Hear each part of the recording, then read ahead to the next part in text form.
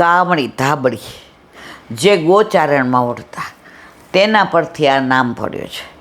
એક વખત પ્રભુની કાળી કામર ખોવાઈ ગઈ, બહુ શોધી તોય ન ચડી. મા યશોદાએ પૂછ્યું, તે જાણે નહીં. આસપાસ ગોપીગ્વાલને પૂછ્યું, કોઈને ખબર નહોતી.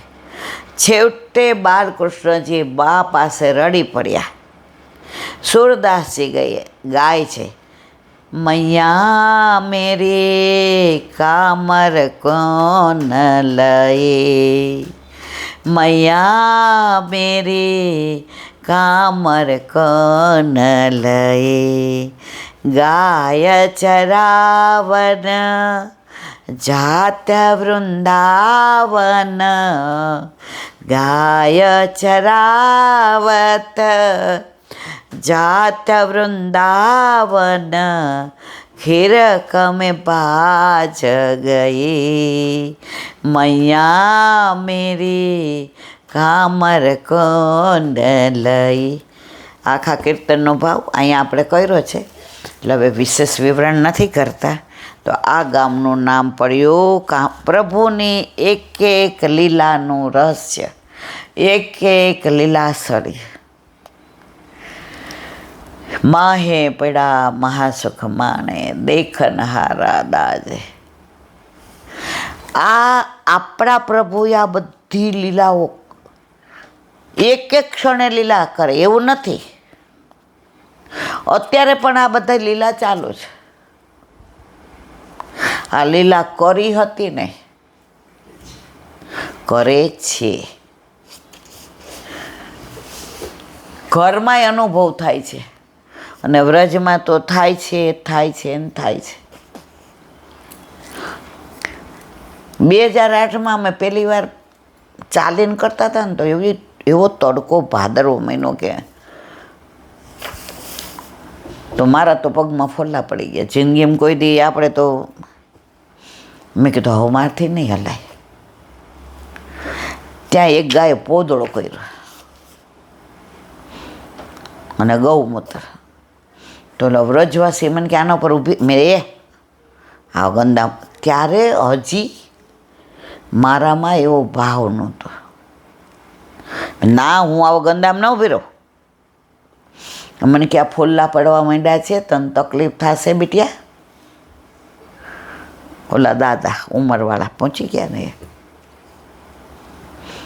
2-3 મિનિટ મારી લમણા લીધા. આપણે તો ટસે મસ થાય ને. ના, મને મથુરા લઈ જાઓ એટલે મને પગમાં ક્યાંને પણ હેમાબેન, ચંદ્રિકાબેન, ચારુબેન, આ ચંદ્રિકાબેન મૂંગા, એ કંઈક 2 મિનિટ ઊભી રહી જાય ને તને. હું સૌથી નાની હું. હેમાબેન ઊભી રહેશ કે નહીં? મેં ના. ઓલા વ્રજવાસી દાદાએ ને હેમાબેને આમ ધક્કો મારીને મને ઊભી રાખી દીધી. અને જે મને ઠંડક થઈ,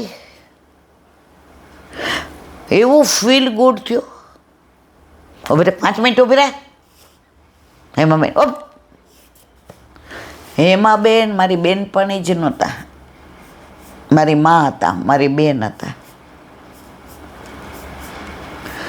એમનામાં જે હેત હતો ને, હેત, કાઠિયાવાડીમાં હેત કહેવાય. હેતનો કોઈ પર્યાય નથી. એ વૈષ્ણવી હેત હતું. અને આ બધા ગ્રંથો અપાવવામાં, વૈષ્ણવ ત્યાં જવામાં એ મારી કરતાં 20 વર્ષ મોટા હતા. એણે મને બહુ પોષણ આપ્યું. પેલા ગરમ મિજાજની હતી. નહીં, નથી કરવું. મને કેમ આમ કીધું? ઊભી જ રહીશ, જાઓ. એમણે શીખવાડ્યું, એલા દેનતા એ પુષ્ટિનું પહેલું પગથિયું છે. તું હોશિયાર છો, તું જોબ કરે છે, તું ઓફિસ, એ બધુંય છે ને લૌકિકમાં તારું બરાબર. અહીંયા બેટા આવું ના ચાલે. એટલે બધા કે મારે સાંભળી લેવાનું એમ. તને ચોંટી જાય તો સાંભળે તો ચોંટી જાય. આ દાદાએ તને છાણમાં ઊભું રહેવાનું કીધું, હવે બહાર નીકળી તો શું બોલે? હા, એટલું સારું લાગ્યું. તો માને તો સારું લાગ્યું ને.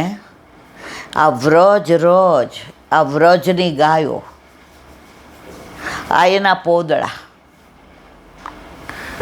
એકવાર સવારના પોરમાં ગોપીઓ આવી કે માં છાણ લઈ જાઓ. મારા સાસુને હવન કરવો છે એટલે છાણા થાપવા છે. એ કે લઈ જા. છાણમાં થોડું પૂછવાનું, ગોબર લેવા આવી, લઈ જા.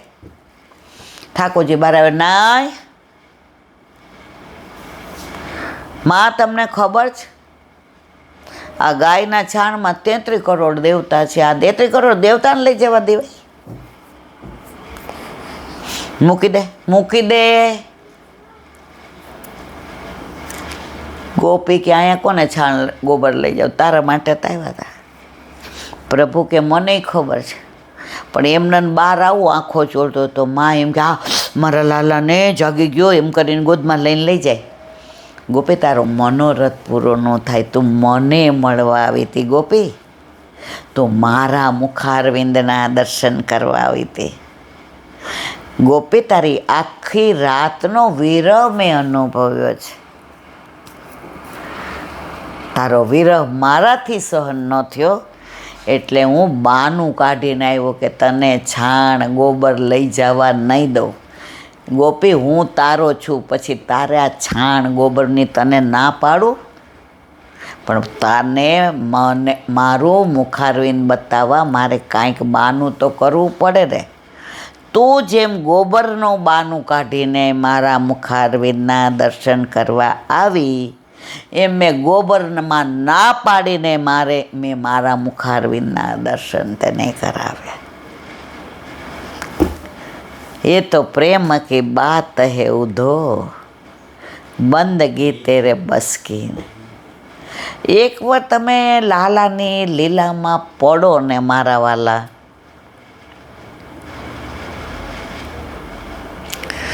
રાજેશ ખન્ના ને મુમતાઝનું એક પિક્ચર હતું, આપણે લોકો ભણતા, મને અત્યારે યાદ નહીં, રોટી કે કમી. તો વરસાદ આવે છે ને બહુ બધું થઈ જાય છે, તો મુમતાજ પડે છે એટલે ઓને કહે છે મારો હાથ પકડ, તો એવું દલદલ હોય છે એ પડે છે.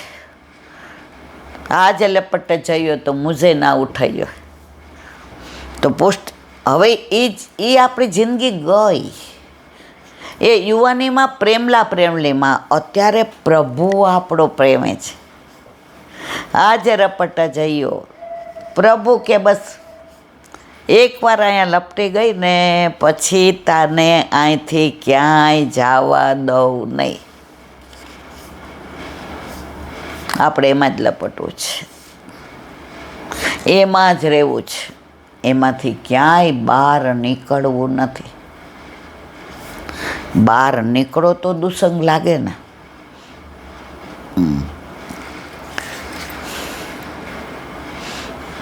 હવે આગળ સુરદાસજીનું કીર્તન છે કમરીનું. કાલે કાણાજી 7 વાગે લૌકિક લીલામ જવાનું છે. એ વલ્લભ બધું રાષ્ટ્ર ચરિતમ મધુરમ.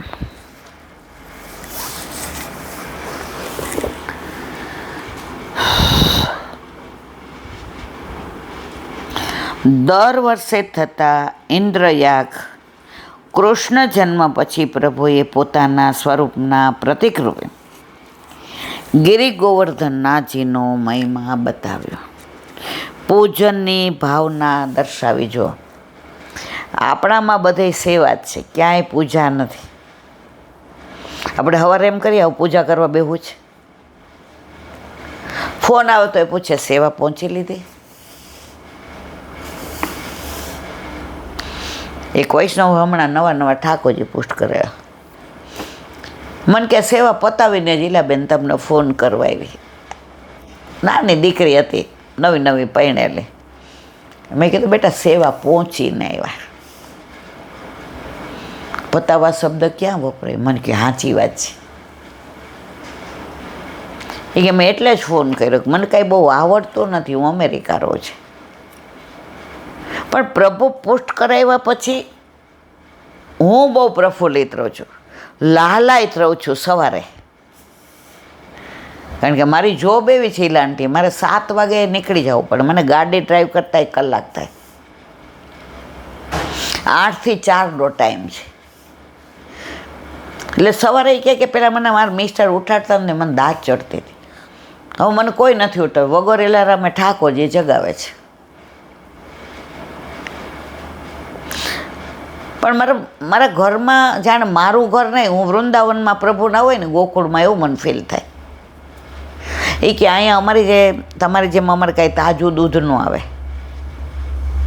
અહીંની વ્યવસ્થા જ જુદી જ. મેં તો મને ખબર જ, હું આવી ગઈ છું 2-4 વાર, પણ મને ત્યાં ગમતું નથી. અને જિંદગીમાં મને તો અમેરિકા કોઈ એમ કહે ને કે રોજના $1000 આપું, પણ હું તમારા અમેરિકામાં પગ ન મૂકું.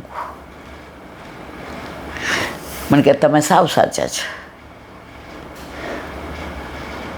પણ એ કે મારા મિસ્ટરને બ્રહ્મ સંબંધ ઠાકોરજી પુષ્ટ કરાવ્યા ને એ દિવસે લીધો. એ દિવસે અમારા ઘર નવું ફ્રીજ આવી ગયું. એટલે આંટી મેં કીધું કેમ? એ કે પ્રભુનું આ, એ કે ચંદા આમાં બીજા કોઈનું કાંઈ નહીં. હવે અમારા ઘરમાં દરેક વસ્તુ પ્રભુમય થઈ ગઈ. હતું તો બધું એનું એ જ. અમારે કેવું એટલે આંટી શનિ રવિ ગ્રોસરી કરવાની હોય, તો ફ્રૂટ એટલે મેવો લઈ આવીએ ને, તો રાજાની કે આવીને બધું ઠાકોરજીને ઓલામાં ગોઠવી દે. એ કે ચંદા આ ઠાકોરજીનું. જે સવારે અમે 2 જણા મોડા ઉઠીએ એટલે પછી ડૂચા મારી લઈએ ત્યાં સેન્ડવિચના ને એના. આ તો સવારે ઠાકોરજીને પહોંચીએ એટલે લીલો મેવો હોય ને સૂકો મેવો હોય, ફીકું ધરાય હોય એ ભેગું લઈ જાય, દૂધગર ભેગું લઈ જાય, કાં પૌવા બનાવું કાં ઉપમા બનાવું. પહેલાં તો કે રાતનું પડ્યું હોય ને તો અહીંયા તો કે મને બધી ખબર, તું મને કાંઈ કહેતી નહીં. અઠવાડિયું હારાવ ખાવ બધી દાળ બાફેલીને. મેં કીધું તો મારે કહેવાના આશય જ, પ્રભુ ઘરમાં પધારે છે પછી બધું અલૌકિક બની જાય. એમ ગિરિરાજ બાવામાં અન્નકૂટ આરોગ્યને પ્રભુએ એનું મહાત્મ્ય વધાર્યું. ગિરિરાજીનો અન્નકૂટ કરાવ્યો. કોપાયમાન ઇન્દ્રથી બચવા વ્રજવાસીઓ શ્રી કૃષ્ણના શરણમાં આવ્યા. ઇન્દ્ર તો બગડે ને, 10મ સ્કંદની લીલા છે, અહીંયા આપણે વર્ણવી છે.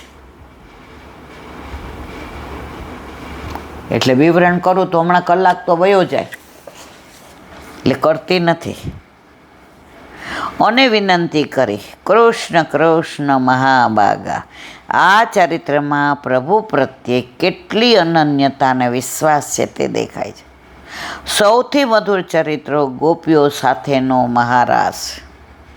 તેના થકી ગોપીઓ જન્મ જન્મના બંધનમાંથી મુક્ત થઈ હંમેશ માટે નિત્ય લીલામાં પ્રાપ્ત થઈ. પ્રભુનું દરેક ચરિત્ર,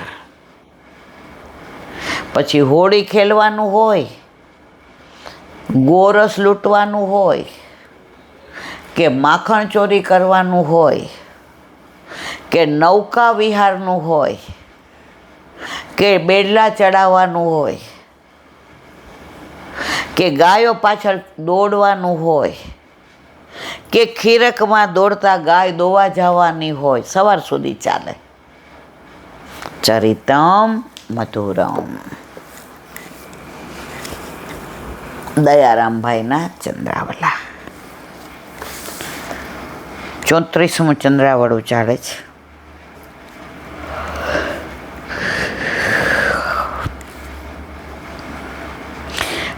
પ્રેમી ભક્ત છે તેમ પ્રેમી પ્રભુ તે ભક્તને રાજી રાખે છે. આવા પ્રભુને જ ભજવા માટે દયારામભાઈ કહે છે, સેવો શ્રી કૃષ્ણ. સેવા કરો તો બધી ખબર પડે.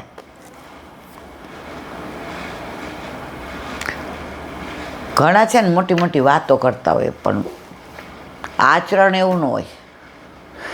એટલે લૌકિકમાં છોકરાઓ વાતો કરતા હોય ને, આપણે તો આવું બોલીએ ને, આ શબ્દનો ઉપયોગ બી ના કરીએ, પણ ઘરમાં રહેતા હોઈએ એટલે સાંભળીએ તો ખરા ને, કાન હોય. આ લોકો અંદર અંદર એ તો હારો હાવ બોલ બચ્ચન છે. એ કે મમ્મી બોલે પણ કરે નહીં, મોટી મોટી વાતો કરે, એને કહેવાય બોલ બચ્ચન. એટલે ઘણા બોલ બચ્ચન હોય, કરતા કાંઈ ન હોય, એવી વાતો સરસ કરે ને.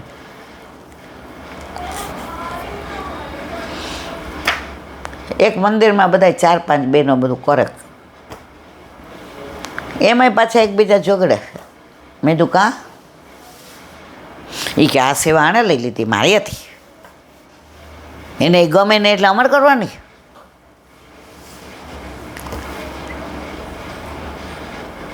આપણા ઘરે બિરાજતા આપણા ઠાકોરજીની બધી સેવા આપણી, મારી માં જ કરે.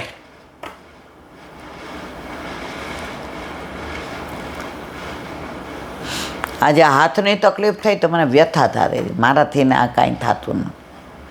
પણ કોકવાર એવું બને છે કે એને મારા હાથનું આરોગવું હોય તો સંજોગ એવા બને કે એ મારા હાથે જ કરાવડાવે.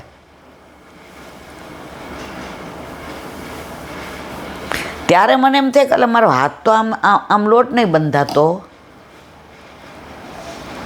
આ બધું કર્યું કોણે? અને થઈ ગયા પછી એમ થાય એ આ હાથ દુખશે તો કશુંય નહીં દુખતું. બાકી સવારે ઉઠીને તરત કહું કે ઓ બાપા આનું કાંઈ પાટો બટ્ટો ન આવે, આ પગના પટ્ટા પહેરી એવા અહીંયા પટ્ટા ન આવે. પણ કોક વાર એવી લીલા કરે એ કહેશે તું જ કર. અને જે પછી એસો સ્વાદ હમ કબહુ ન ચાખ્યો સુન ગોકુલ ખેન. હવે 36